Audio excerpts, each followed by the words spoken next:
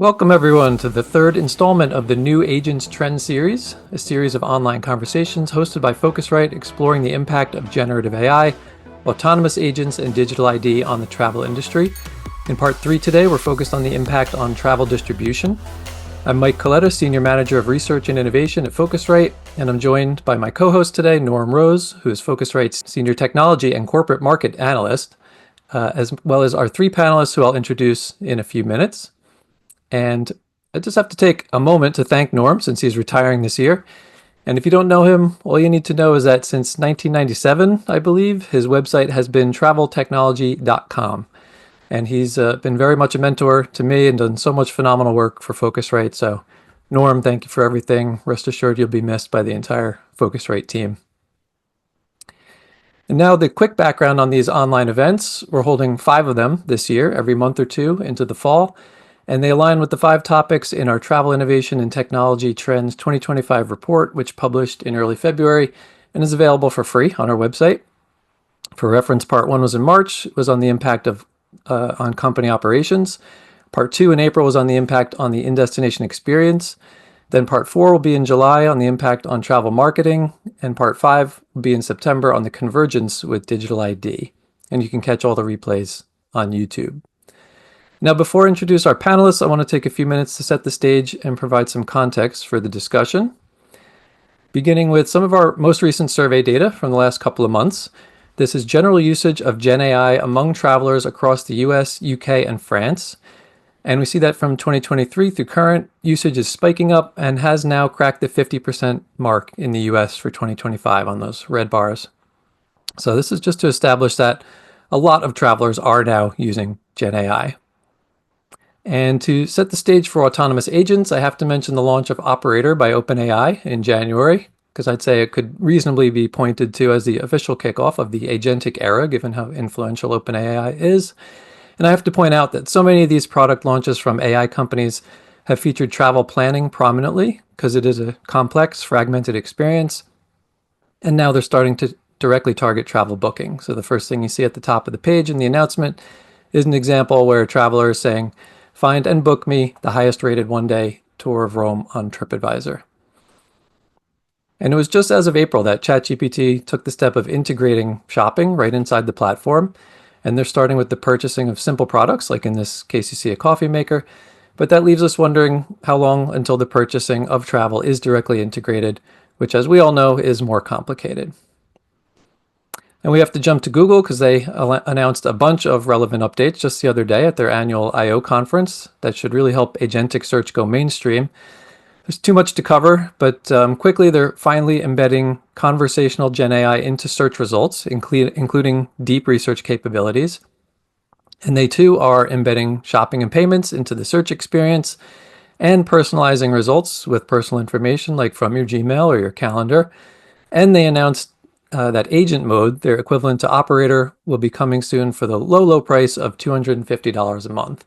And I think that price is relevant, as I'll get to. In one example shown at the conference for search for baseball tickets, but relevant to travel, they noted that the solution, quote, reasoned across the results to analyze real-time pricing availability, which, as we know in travel, changes frequently. So the 2 core topics we want to discuss today regarding distribution are: how will distribution dynamics change in the agentic era? And is the industry's infrastructure ready for this change? And on distribution dynamics, these agentic platforms will increasingly influence where travel is booked. And so this is a good example. This is a search in ChatGPT where I use deep research mode to find a vacation home for a family reunion in the Outer Banks. And with their latest O3 model, which uses chain of thought reasoning, it stopped and thought and then asked me some questions, much like a real travel agent would. And it asked me for my preferences, including where I might want to book, if I want options from Airbnb or Vrbo or local rental agencies. And then in the results for the properties it recommended, it pointed out that booking with local agencies could save 14% versus Airbnb and Vrbo service fees and might offer discounts. And I tried the same search in Gemini using deep research, and it gave similar advice. So this is just one example, and you could say maybe unique to short-term rentals. But the point is that these AI assistants are going to try to be helpful to us first and foremost, and everyone likes to save money. and their advice could influence where the end booking takes place. So shopping and purchasing are being integrated, and in the last month or so, Visa, MasterCard, and PayPal all launched agentic AI payment solutions. And I thought this post on LinkedIn by the CMO of Visa, in conjunction with their announcement, was significant for its declaration that marketing is rapidly evolving from B2B or B2C to B to AI, meaning we will be marketing to people's AI agents as their conduits as opposed to them directly.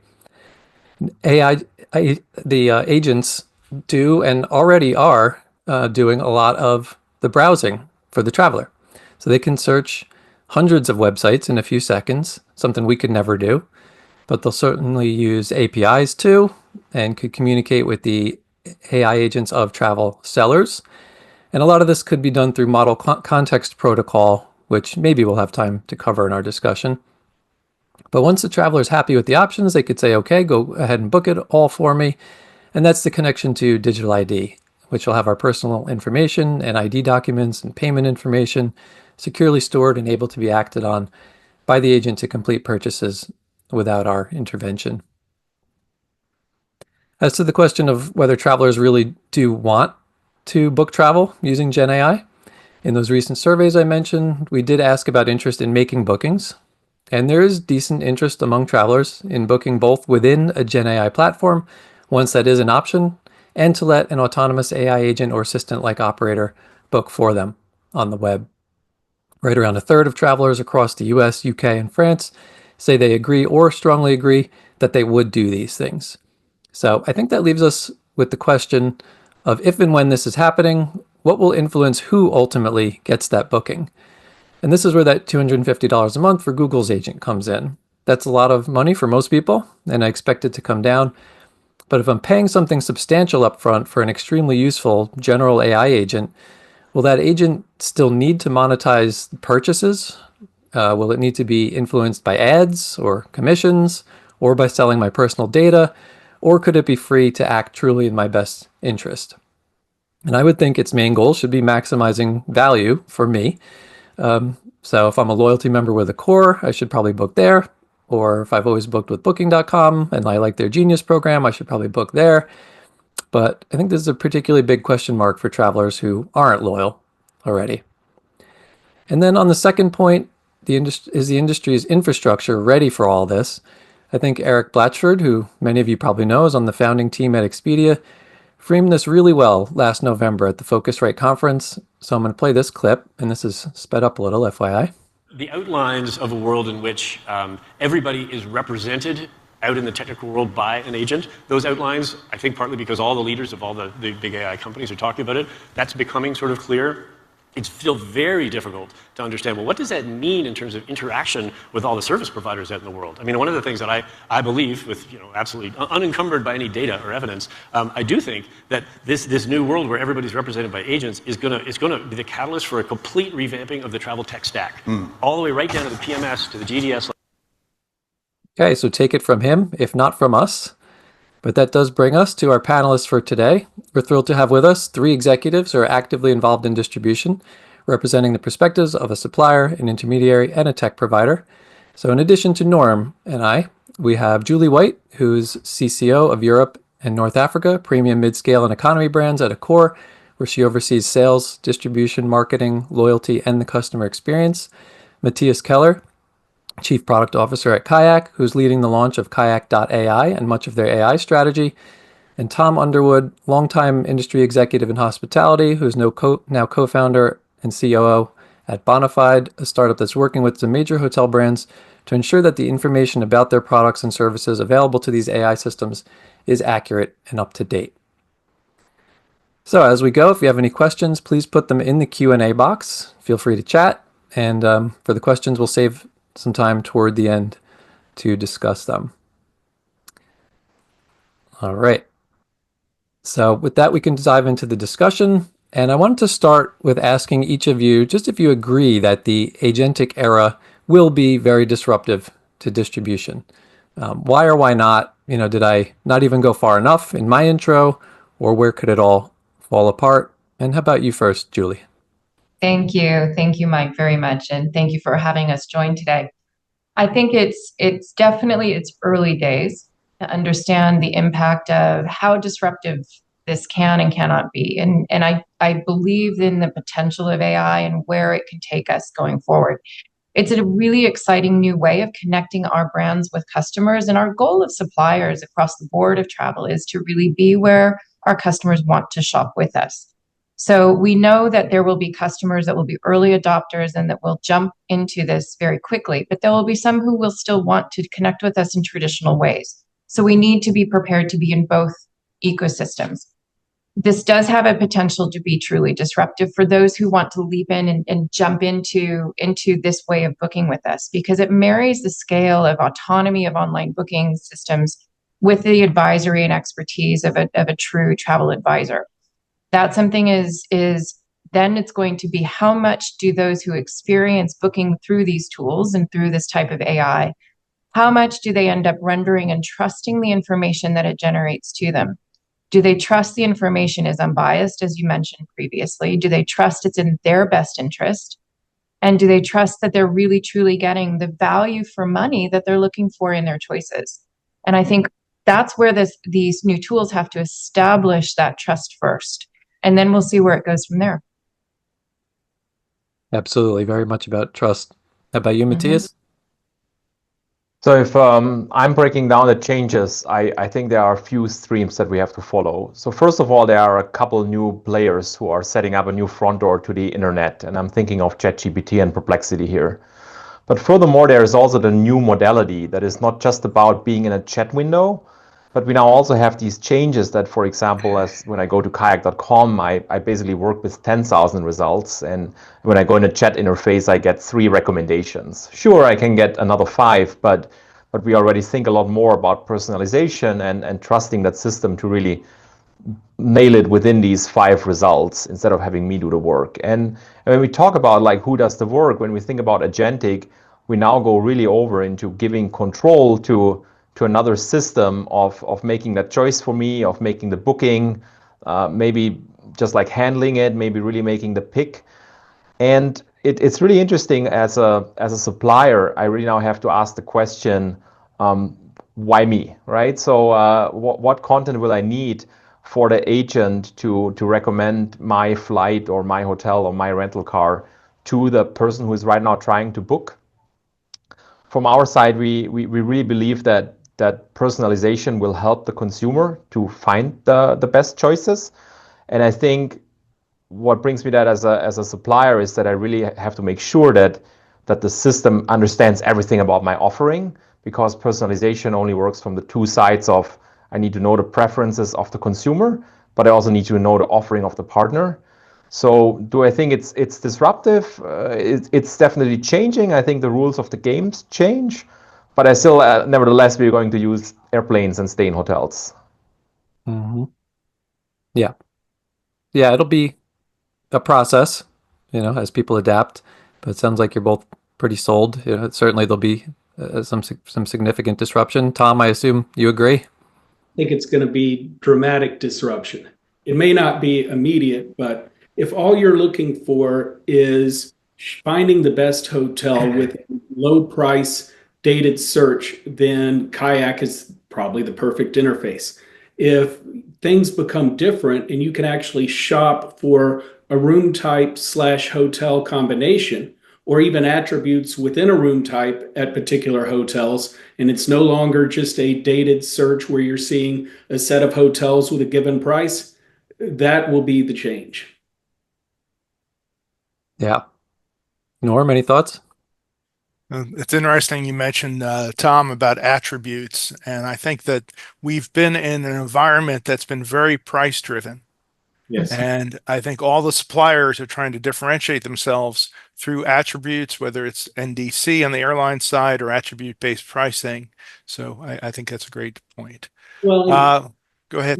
real quick with that, Norm. I think that some have talked about is the internet clearly for travel and for hotels helped you find the best value. Price, combination, Kayak was an innovator along those lines. What I think you'll see agentic AI do is find the best value for the customer. So greater utility, and greater utility may not be a rush to the lowest price. It may be finding something that truly is what the customer would want if they could shop across more than just by property by property. I would like to jump in here. So fundamentally, I agree that especially when we think about flights, that there is a lot of price shopping. But if you think about the accommodation industry already today, it's important that your reviews look really good, right? Nobody wants to stay in a hotel that is so-so. And I think for everyone, there's going to be the opportunity to really now personalize. A lot of times when you go to a site like ours or Booking and you make that search and maybe you haven't used that product for the last 10 years, so there's not a lot of personalization happening. It's a little bit of a shot in the dark what you may like. But now if you think about the chat interfaces or even the agent that knows just everything about you, I think personalization will really help to no longer just be by price, but really it's just going to be personalization on steroids.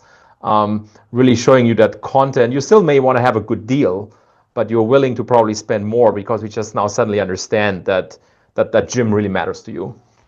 I think I'll jump in on that, Matthias, and I agree with you. I think that the fact that we're talking about attribute-based pricing and the relative desire of what a hotel experience might be like versus just a room with a location at a price is very exciting. Now, we already, from a marketing perspective, we already invest so much in our social media marketing and our positioning of what brand experience you can expect.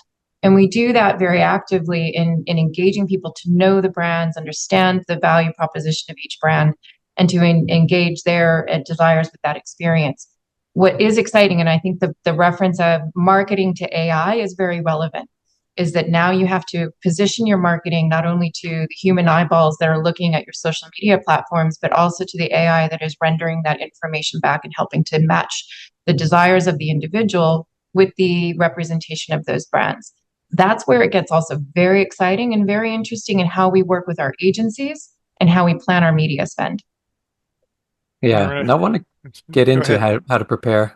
Yeah. But yeah, go ahead, Norm. Well, I was going to say it's interesting. I've been circling around the subject of personalization for almost the entire 30 years I've been working as a consultant in the travel industry and the 20 plus years as an analyst with Phocuswright. Personalization ends up often being a list of menu items and which menu item kind of most closely matches the segment you fall in.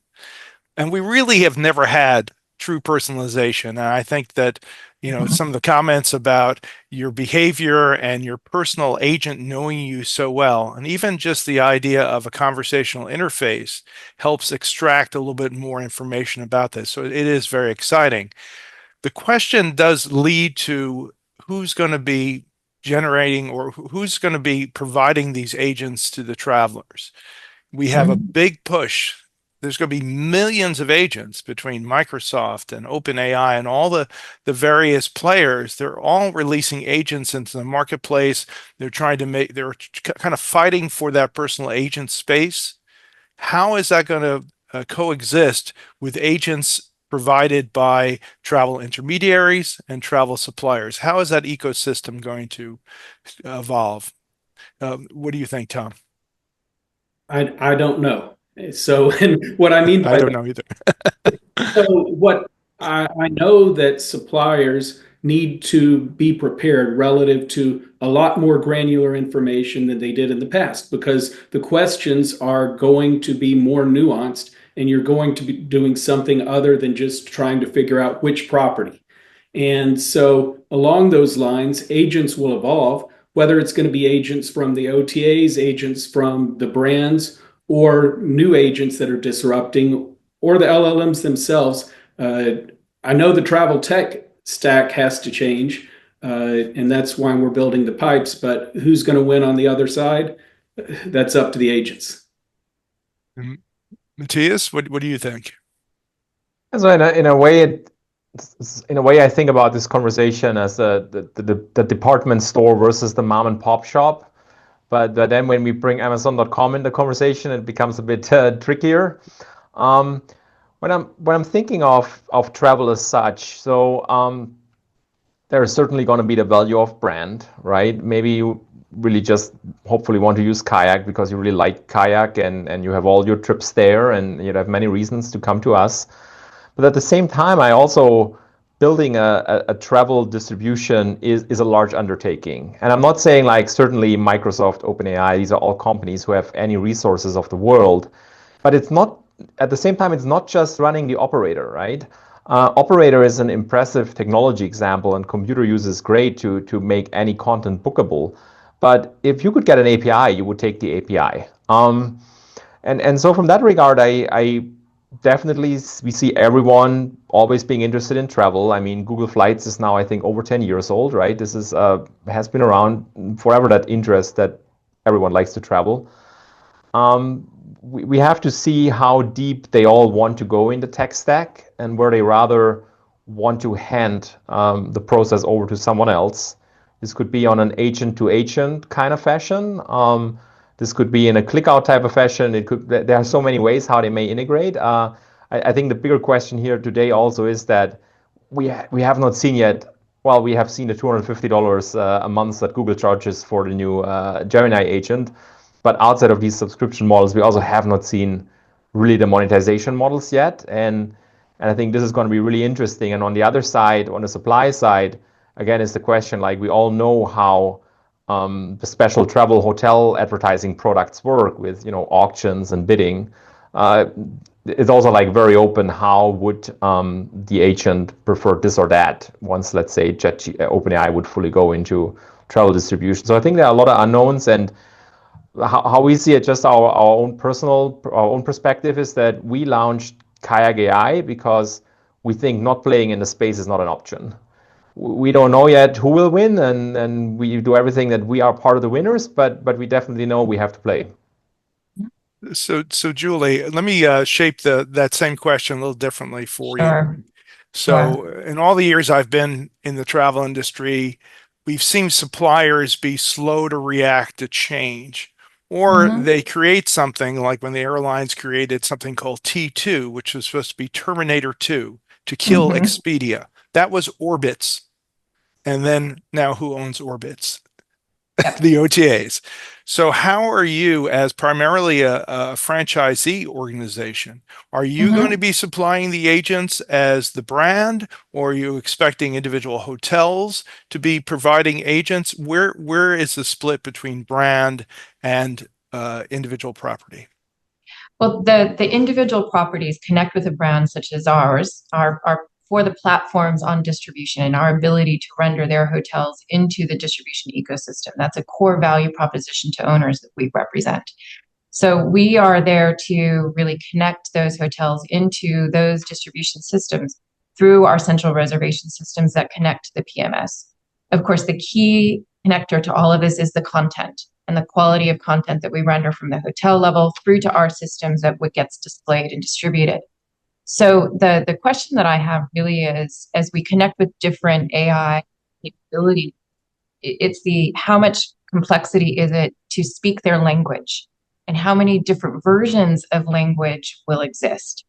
When I was on the airline side of the business, we asked that question, and that became NDC, because there were so many different languages that were driving those direct connections that's what drove us towards connecting on a common language platform of NDC. I think it's going to be an interesting question because we cannot necessarily speak every language of every individual, bot. So that's what, will that generate certain aggregators that we've seen? Will it generate certain means of interpreter layers?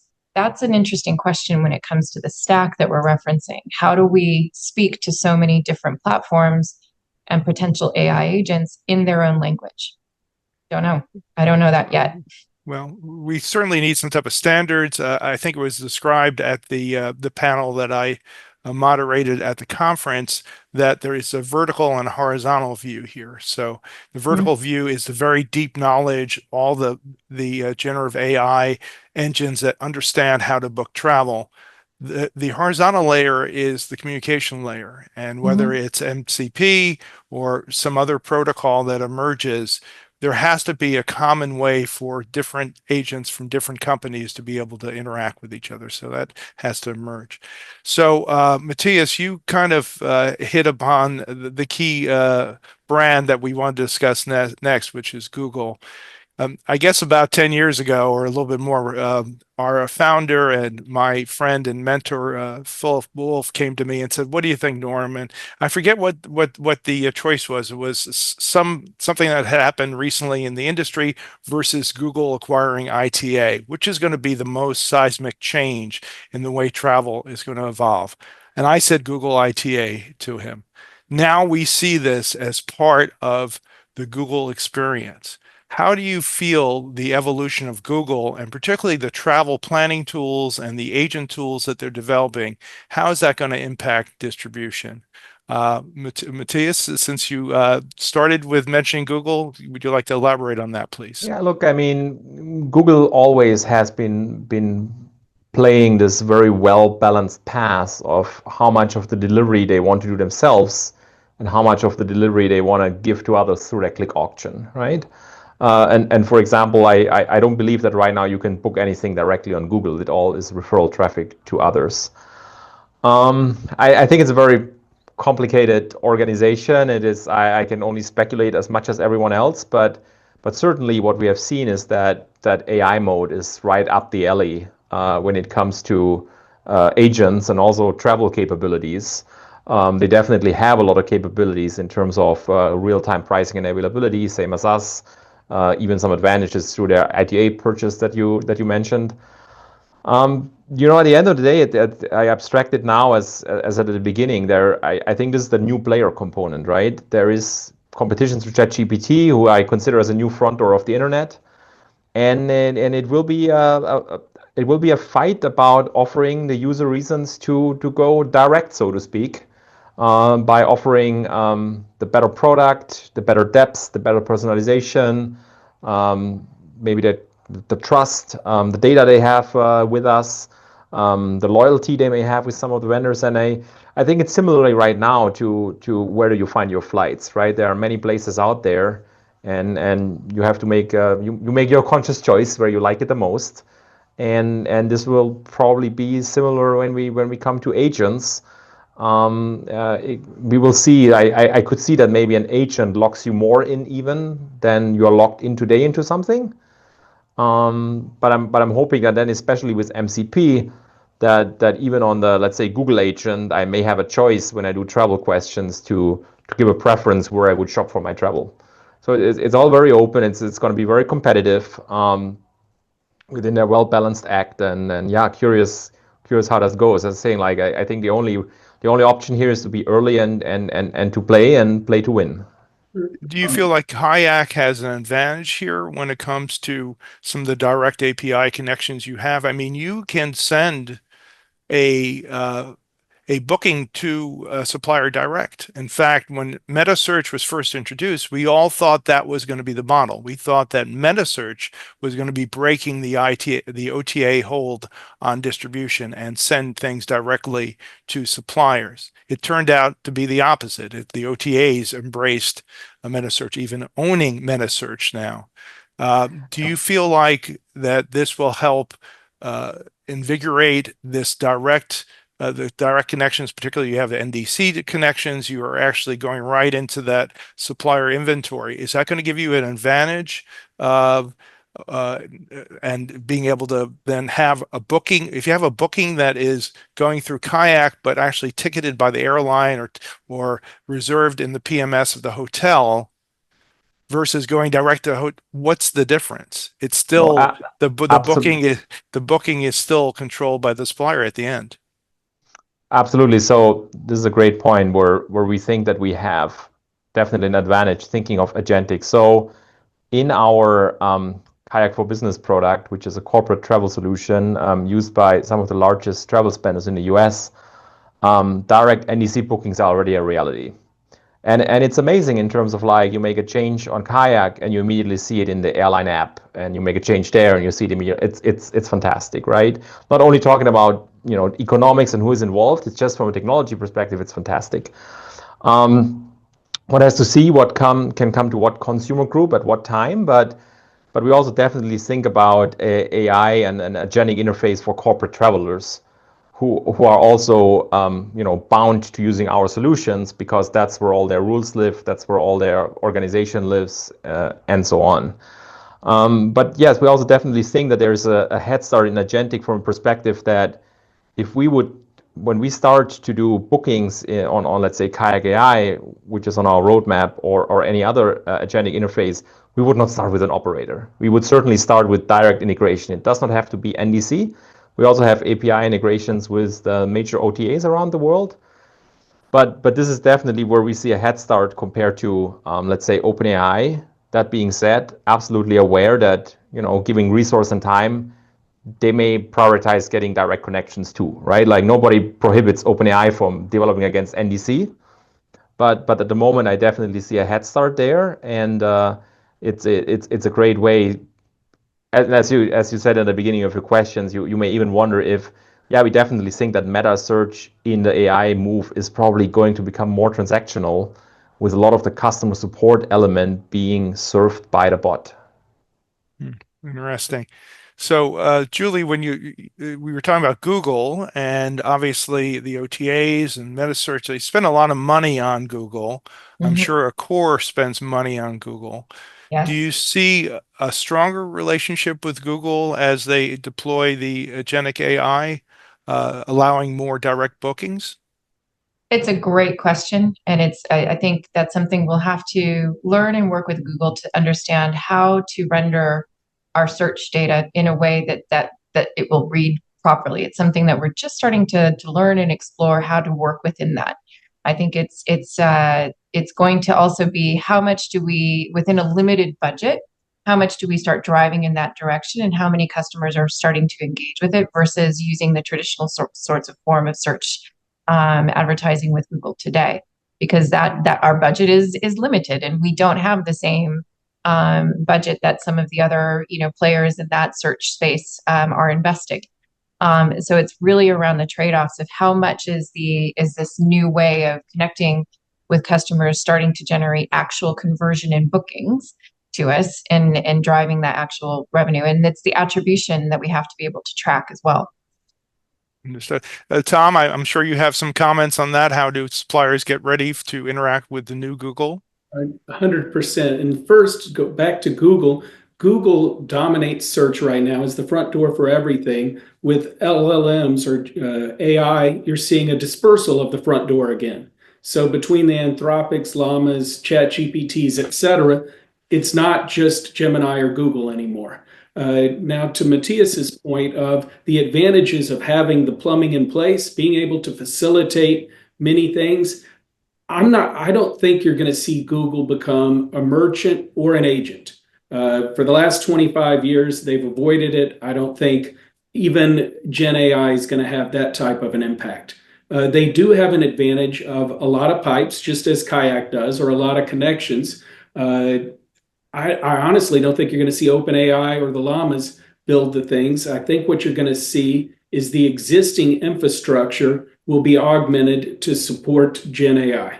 And Julie's absolutely right. We're working with some hotel companies right now relative to seeing the benefits of referrals from the LLMs and then conversion, and what needs to be done to improve referrals and conversion, which appears to be content in formats that works well for the LLMs and much more granular content. To be clear, you said you don't see Google becoming an agent. Sorry. Agent means a lot of things these days. So you meant online travel agent. Yes. Yet they'll have their Well, by online travel agent, what I actually mean is providing service and providing duty of care. So I mean the traditional, what you mean by agent. Google becoming a concierge, or Google becoming something that will help you find what you want. That's what they do. So yes, certainly there. And it's a great point, Tom, in terms of the booking ownership, because as a supplier, also we respect the relationship of the booking agent. Is that's not an area we interfere in. When it comes to the financial flows of working with the guest and with the customer, and how if they have disruption or need to change, that currently in the way we work today goes through the booking agent. And I don't, again, see Google wanting to take on that sort of merchant of record role. Agree 100%. Mike, back to you. Well, some people say never there. I don't know. As AI can handle a lot of the service component, I'd say who knows? Probably not, right? They don't want to disrupt advertising, but they're in this innovator's dilemma where their advertising is being disrupted, right? They have to move to AI first, as we just saw the other day. They announced all this stuff where it's all going mainstream, putting it in front of the consumer. But where are the ads going to be? Where are they currently? I think the consensus is it's going to hurt their monetization. So, I guess that's something they have to figure out. A lot of directions we could go. I was going to say, Tom, do you want to talk a little bit more about what you are doing to help companies prepare? In terms of I guess the question is, how are brands going to be found by these agents? How are they going to prioritize what to recommend? That ties into compensation, as I mentioned, as we touched on, but more at a technical level, I guess, for this part of the conversation. Preparing your website, preparing all your infrastructure. I mean, these things can make phone calls, right, to find something out that's not on your website. So how do you prepare for all of it? Sure. Well, the first thing that we see is that you're going to need a lot more content.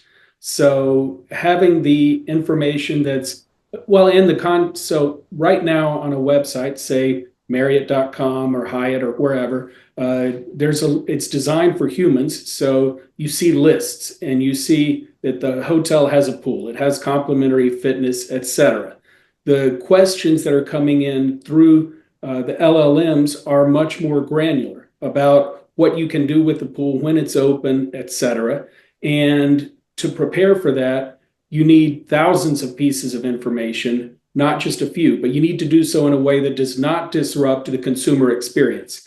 And there are several ways to do that. It could be that MCP, it could be that you're using JSON, it could be, I doubt it, but it could be LLMs.txt. But either way, getting the information where it can be seen by the LLMs without disrupting the human experience is where I think things are going. And just to jump in here, what I find interesting, agree with everything. What I find interesting here is I have the impression a lot of LLMs right now find the information through reviews, which I think is a wonderful way of finding information. But the interesting question now is who has the authority, right? Like the review says there is one pool and the hotel thinks there are two pools. And maybe one pool was just added, right? So just adding another dimension of complexity here. I think validated information from the supplier that is granular is essential. That's the reason we have Bonafide. I mean, that's our purpose. And how about look to book ratios and just the onslaught that these agents are already bringing, right? As I mentioned, I'm just in AI mode as of the other day, as it launched. Some of the queries I'm trying there, it's really quickly saying that it's scanning 100 websites. And then it gives me maybe 20 that it's summarizing, that it prioritized. So if it's hitting all these, and especially as we think about pricing and availability, how does the role of the GDS, which is very protective of look-to-book ratios directly, but most of the legacy systems, and again, if these things are making lots of phone calls to find out information, can I bring my dog in the pool or something? It's not online. Somebody's got to answer it. Now all these humans are answering phone calls from bots. Then you need to probably have your own bots to answer those calls. So can anyone make sense of that? Maybe Matthias, he's talking about look to books. Matthias, Kayak has handled that well for a long, long time. Yeah, I was thinking that definitely is something that we think about very regularly. So first of all, it's interesting to see how the launch of NDC and with that meaning that now the airline has to handle the search lookup has been real technically challenging for them, right? So their systems were not made for handling all these requests, and it's true. Like now you have all these more requests, and they may be very upper funnel, right? People are just trying to make a sense of prices. They don't really want to book right now, and that definitely tracks down look to book. I think the solution here has to be caching for sure, right? Not necessarily. I mean, the GDS is a sort of big cache for the airline in a sense. It can also be other caches, like Google is a big cache. We are definitely a big cache for certain data. And yeah, I think the bigger question here is like, will the sensitivity around look to book go away? And the question is, where does it come from, right? So I mean, first of all, it of course comes from the more look I have, the more servers I need to buy. And I think everyone is conscious of their IT spend. So that's why, you only want to spend so much per server per booking. Maybe generally cost going down for compute is going to help there. It's a great question. And at the end of the day, I think my answer is that the sort of like the sensitivity or the allowances for look to book is going to be where the market needs them, I think. Right now, there has been a time where everyone has been able to very well police it. There might be a time if these agentic bookings are becoming so important, I guess one will have to let it slip through or make strategies that it becomes cheaper to provide the look. I agree that caching has been critical for quite a while, but over time, as Matthias is saying, as you compute becomes less and less expensive and store does, the trade-off is between accuracy. So that's why you have the requirements that Google has, that Kayak aims for, et cetera. You're going to be able to see. I think the look to book is going to become much less important because cache will always be there, but times to live will be reduced because of increased compute. Any Definitely. perspective on that, Julie?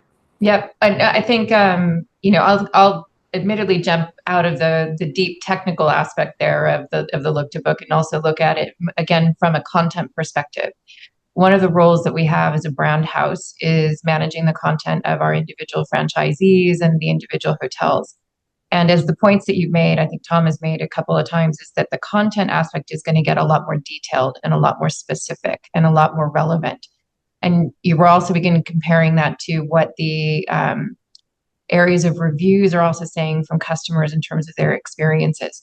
So the volume of information that we're putting out there and managing from a hotel, distribution level is going to be, multiplied. We do have sometimes challenges working with franchisees, especially getting them to keep their content up to date and relevant and keeping it managed. And we have quite a large part of my team working with our operations teams and really chasing that information because we know how valuable it is in today's ecosystem. And tomorrow's ecosystem that you're talking about, one of the things we'll have to really think about is how do we improve that content, communication cycle to really keep it as up to date as possible, because it is a challenge already today in our current ecosystem. And Tom, your view on that, I think is very interesting.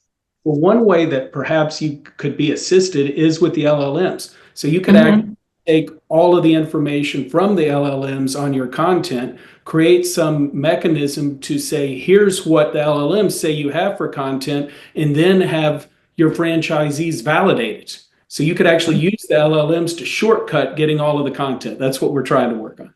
I think that's fascinating. And I think that's going to be, as a brand, has a very interesting way of engaging with that information in a new way.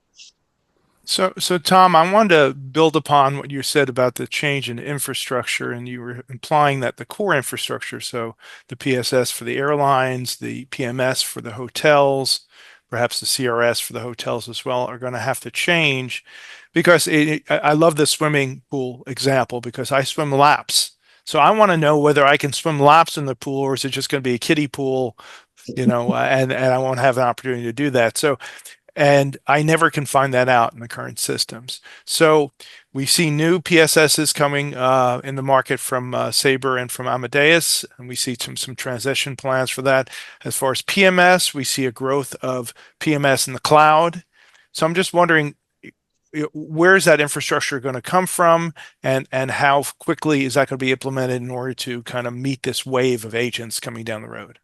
I believe the infrastructure is already being built. So for PMS, that was my prior job at Stay in Touch as a cloud-based PMS. But there are many in that space that are evolving quickly to handle attributes and to handle different ways of selling. Same in the CRS space. And a lot of the major brands have been investing in that over the last few years. I mean, Accor and D-Edge was an example, what Amadeus is doing for Marriott, et cetera. So a lot of that is already being done. On the content side, I'm not sure that needs to reside in the PMS or the CRS. LLMs need to know that content and they need to be able to facilitate a booking, but whether the lap pool exists at the hotel, you need to know that. The CRS and the PMS of the hotel that has the lap pool doesn't need to know that. Mhm. So I think that hotel companies have done a lot of investment over the last several years that will help facilitate this. I mean, Floor and the crew at the core have done an amazing job. Thank you. Yes, there's been quite a lot of work into it already, and like I'm saying, it's already advancing, but we can see it's going to have an exponential need to grow. That's interesting. We saw a wave some years ago of sentiment analysis. So I want a romantic hotel, and being able to identify the words that represent romance or without actually saying romance. Do you see that kind of returning, that we'll see a certain amount of sentiment analysis as part of the content, so that it's not just the review was up or down, good or bad, but it has the attributes I'm looking for based on the descriptions and so forth? 100%. I mean, we asked a bunch of prompts relative to perception and provide that to the suppliers. That's absolutely. And then there's the question of, are the perceptions consistent with the brand objectives, whether it's an agent or whether it's a supplier? So it's going to be a huge focus. So, Matthias, how does Kayak as a meta search engine gain knowledge about these attributes? Because, as we say, yeah, you connect into PMS, you connect into the PSS system and so forth, but that's not necessarily where the sentiments or the attributes are going to reside. How are you collecting the attributes around, say, hotels on the pool example that we mentioned? Yeah, this is a great question. I wanted to jump in. So first of all, I'm no longer sure if structured attributes are the solution of the future, right? Because if you describe a pool, you could come up with 20 parameters or 50, and if we think about LLMs, they are extremely good in understanding text. So what I would wish for is, so at the moment, 100%. At the moment, we have a structured data model that we match together from, like, for every hotel, we probably have 40 or up to 100 different sources of, every provider has their own. A lot of it is duplicated, of course, but it comes all together and gets in this one big model, a description of the hotel, together with the text hotel description. And what I think for the future, what my wish would be, and what I would also do if I was a supplier, I really think, since we don't know where these agents come from, there might be an agent that is not connected to anyone. I think the future for hotels ideally are better web pages. Like, for the pool, there could be the whole page that describes all the things that you can do in the pool, what the temperature is there today. And because web pages seem to be one of the main interfaces for LLMs to find information, right? And so the solution has to be the web page if you want to talk about your beds, if you want to talk about your pool. And if you think about it, if you go to some of the more, how should I say, more expensive Airbnb listings, these hosts there actually put so much detail into describing what soap it is and what, right? So they put a lot more detail, I would I hate to say it, than a lot of hotels, I would say. Now, from our perspective, I think sentiment analysis, my impression is that in a way, you're going to ask the agent, is this a quiet room? I really don't want to have something close to a street, right? And I still think it will certainly come out of reviews for sure. I'm no longer sure if it's really just like about scoring. I think we are now beyond scoring. We are really about specific question. What do I like about a room? What does bother me? What bothers me? And instead of just like, a lot of people like it or don't like it, of course, the overall review score has to be great. But after that, I think it's really like as much as possible text information there that describes the experience and that we can use to ask specific questions to the experience that help us make our decision.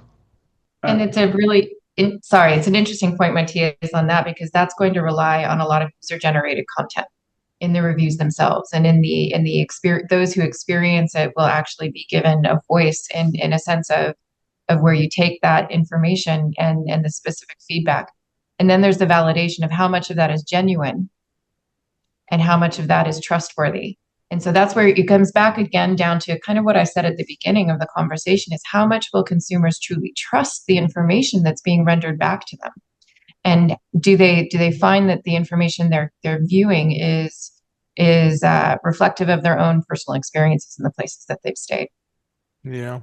Well, it seems like the agentic AI could be generating millions of reviews that are not actual reviews.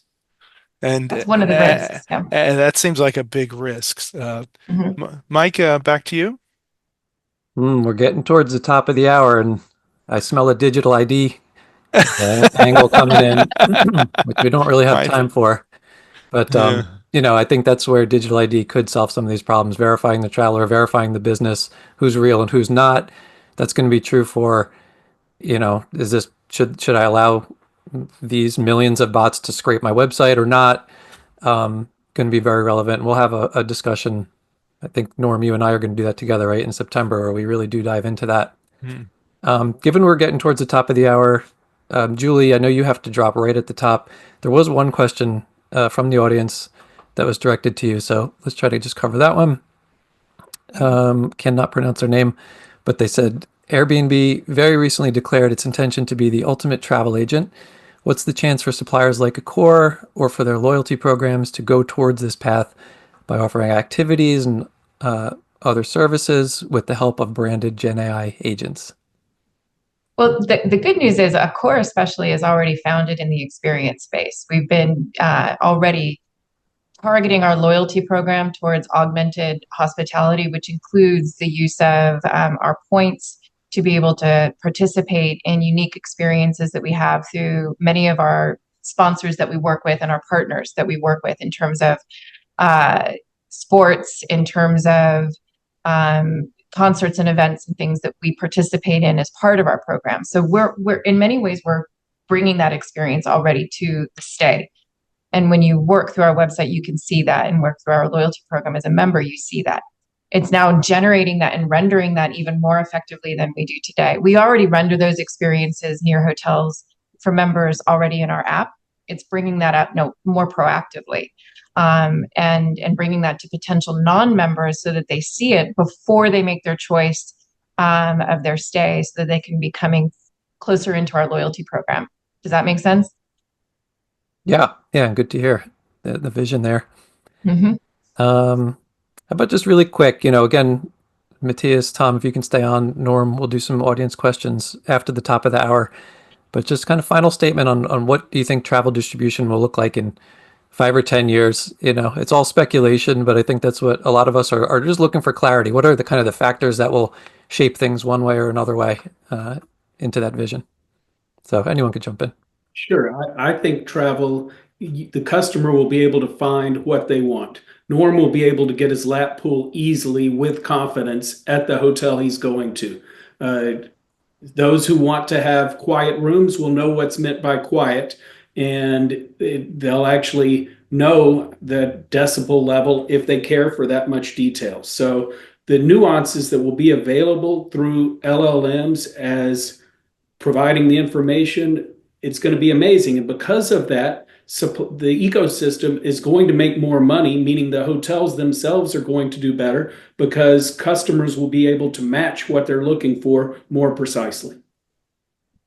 Great. Matthias?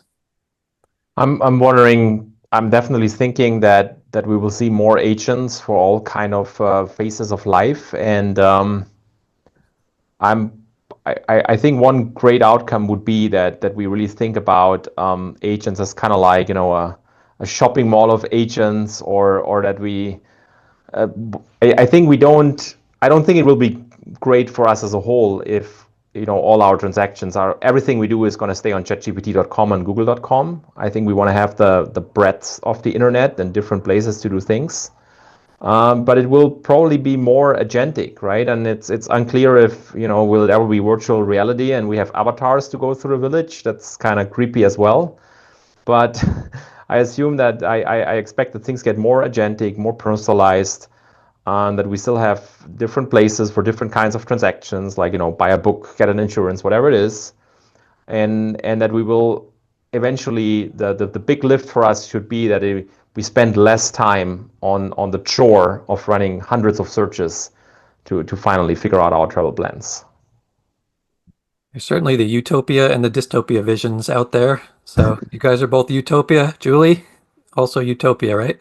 Yes, definitely. Again, I think there's so much potential and so much opportunity here. It just comes down to really making sure that the experience the customer has is trustworthy, and that these early days that we don't, we make sure that how we partner, and we partner with the right connectors and the right partners in providing the information to the travelers in a way that they trust us, and they will come back again and again and again. Great. We'll let you go. I just have some closing slides here, and then we'll get to some of the other audience questions that are out there. So if you need to drop, Julie, yeah, thank you so much for your time. Thank you, Thank you. Julie. Thank you, everyone. Thank you. Thanks. And yes, I'll just wrap up here by making sure everybody knows about part 4 of the New Agents Trend Series. This will be on July 17th, and it'll be about the impact of Gen AI and autonomous agents on travel marketing. So we'll be focusing on how search in particular is changing, but really how all forms of marketing will evolve in the agentic era. We're skipping the month of June for these webinars because we're preparing for the Phocuswright Europe conference. So I hope to see many of you there in Barcelona from June 10th to 12th. Registration is also open for the Phocuswright conference, which this year will be in San Diego from November 18th to 20th. And you can save $900 off the price of the ticket if you register by May 31st. And of course, if you haven't, you need to check out Phocuswright Research for our definitive market sizing, consumer, startup, and technology research to help you stay ahead of trends in the marketplace. And also a note to keep up on what's going on with AI in travel and everything tech. You should be reading our news site, Phocuswire. And that's it. So yeah, there were a few other questions.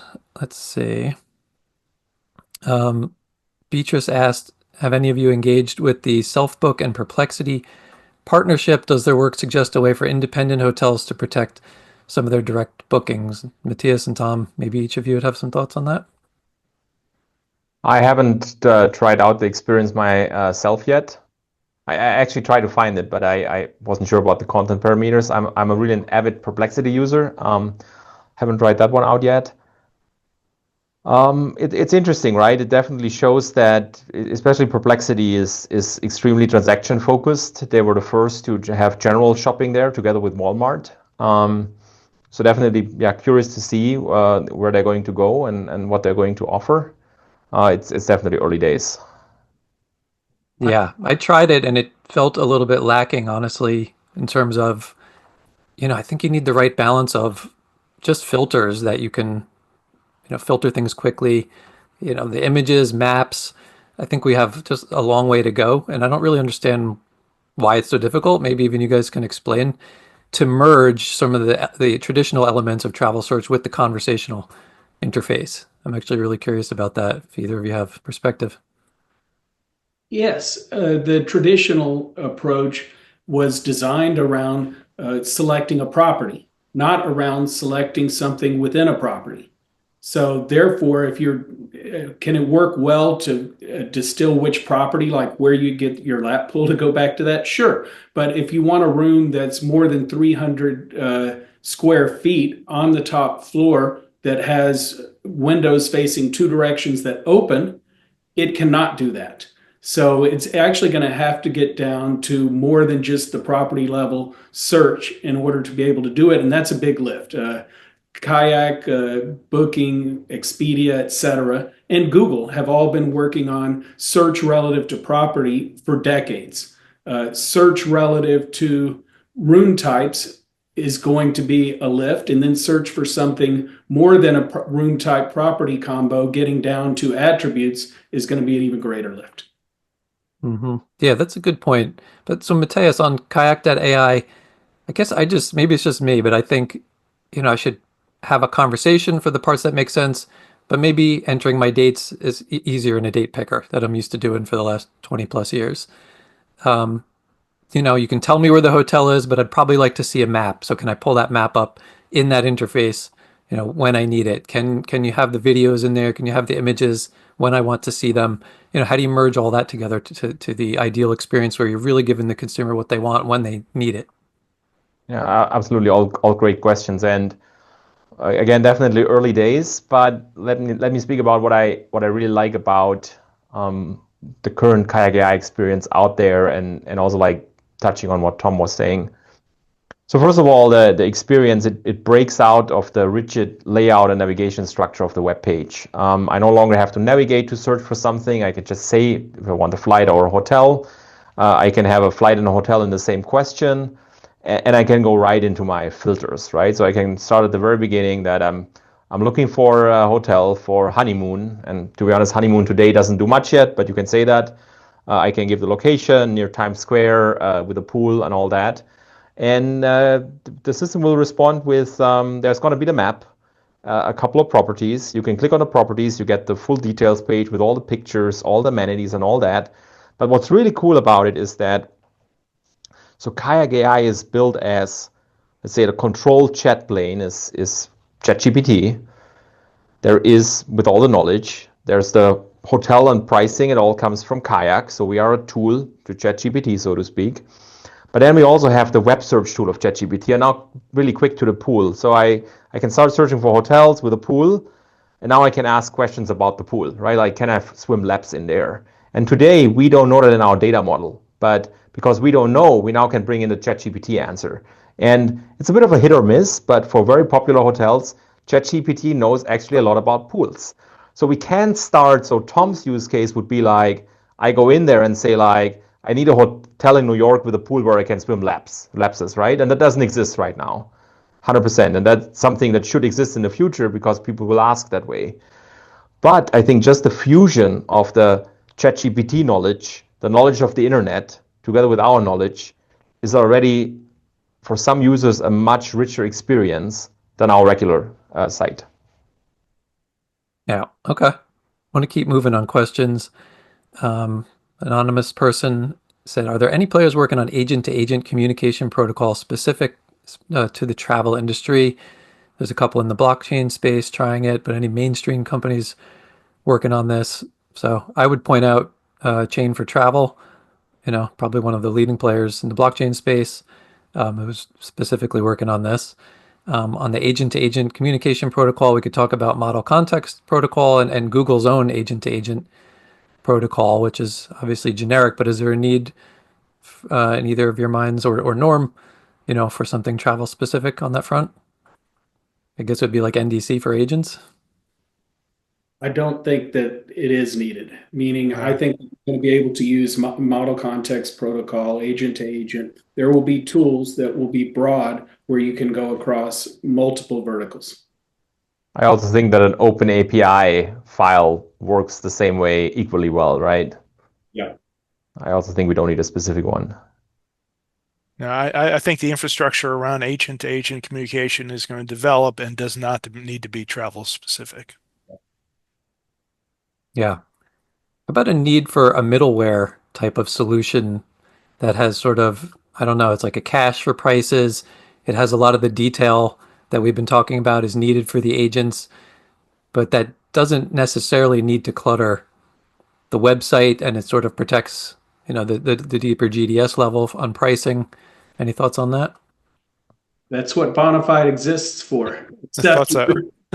We're doing it the way that Matthias suggests. I mean, the information should belong on the supplier's site. Now, perhaps it should be very different than it should be designed for LLMs, not for humans. But fundamentally, should it be first party available for all? Yes, and that's what we're working on.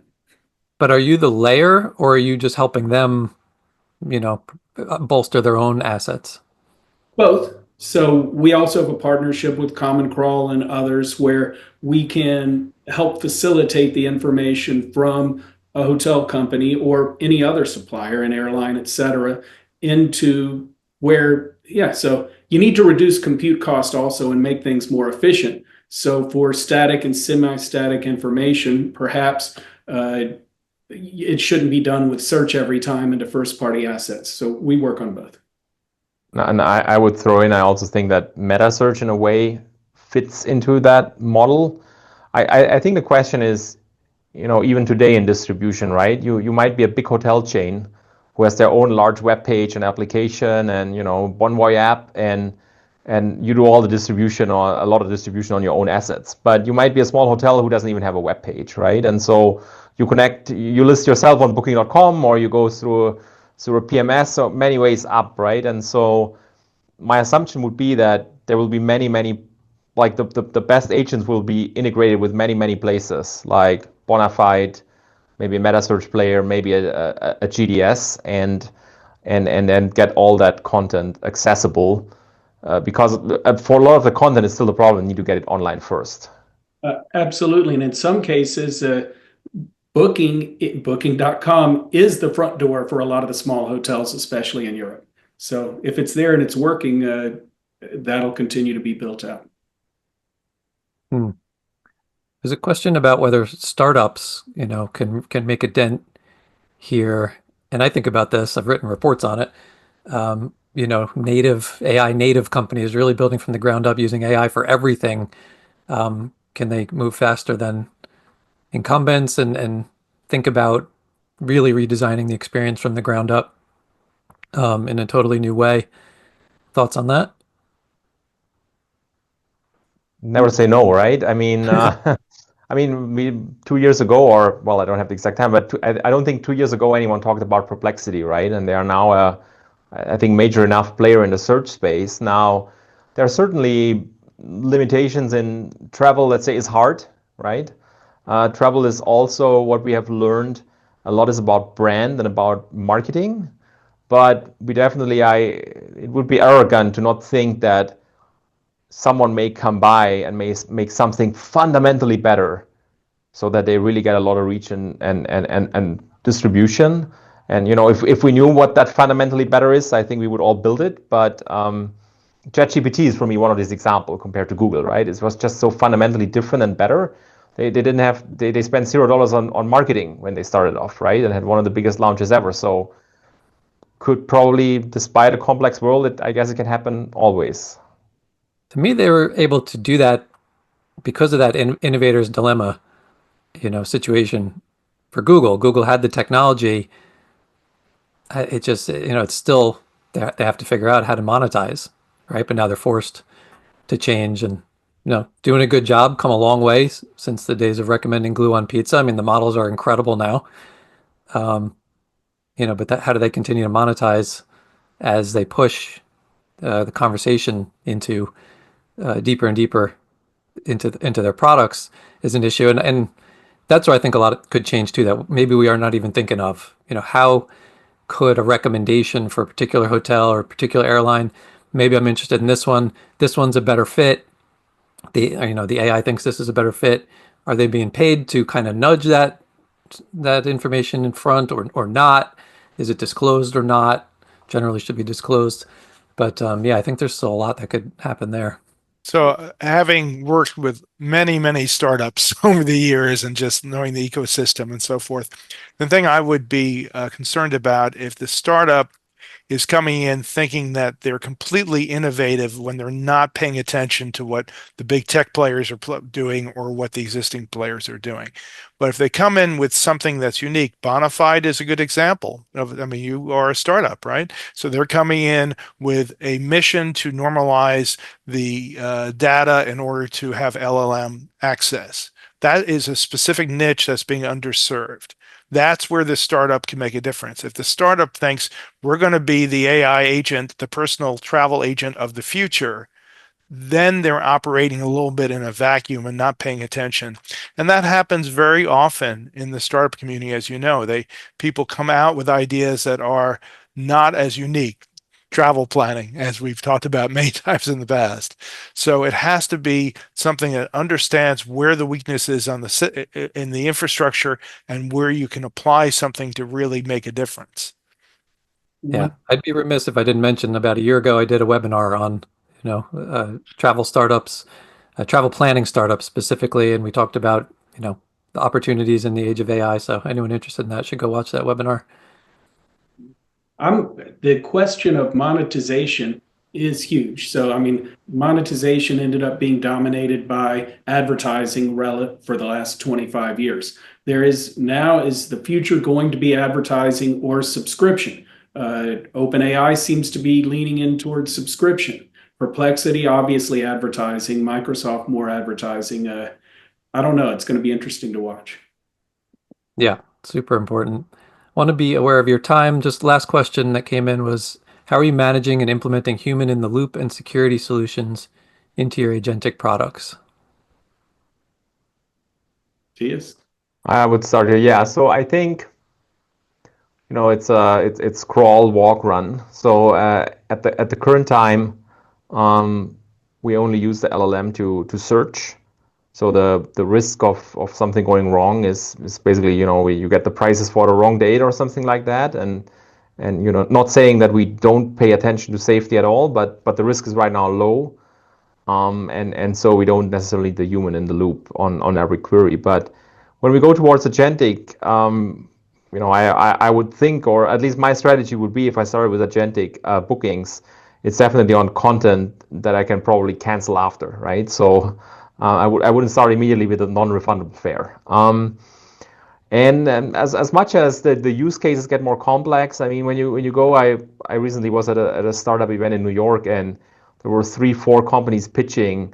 They all were in the space of LLM as a judge, evaluating the performance of your LLM, making sure LLM says the right things. There are different strategies, like you could ask the LLM the same thing 10 times and use the answer it gives them more often. So I think as much as we put more critical questions on it, the better we will also, the literature and the available tools we get in making sure that we have an eye on it. And at the same time, we will take it, as I say, slower in terms of like allowing for errors at the beginning and making it easy to fix errors. There are lots of errors. That's the reason Bonafide exists. And in addition to asking the LLMs over and over, you ask a bunch of different LLMs. And through that, but they're all probabilistic. And what we're doing is just adding greater probability on top of that. Trust, it's fortunately still at discovery primarily. When you get closer to commerce, there's going to have to be a lot more trust and a lot more validation. And I have to add here that the first agentic bookings, there are also different levels of the experience, right? There's the first level of experience where the booking process may be super streamlined, but inline in the chat, right? And if you think about buying something on Perplexity, you're still looking at a checkout form to buy that coffee maker. And then there are all these experiences of really just like, waiting for a status bar while the thing runs while you're watching, up to the experience where you just, send your agent a text message and an hour later it sends you the tickets, right? So there are different levels of where's the human and where's the agent. And I think also there we will start slower and get there the more confidence we have in the full levels of automation. Good practical examples and advice to end on. Norm, any closing thoughts? Well, I wanted to thank you for those kind words in the beginning of the session. It was actually 30 years, 1995 is when I began, and over 20 years working with Phocuswright. It's been a pleasure to work with Phocuswright. It's a pleasure working with you personally. And so I thank you for all these great years. And I'll be paying attention, though I'll be retired. I'll be paying attention to what's happening because, predicting the future has kind of been what I've been trying to do for the last 30 years. And so seeing a lot of the things that I predicted come to fruition, some not, but some yes. But I appreciate that, and I appreciate the conversation we've had today because it's been very, very deep and meaningful. Thank you. Agree. And you're retiring at an exciting time. I'm sure you'll be watching though. I don't know how you could look away. Thank you, Matthias and Tom and Norm, for helping us understand it and for staying on long today to answer some of those questions. Thanks, everybody.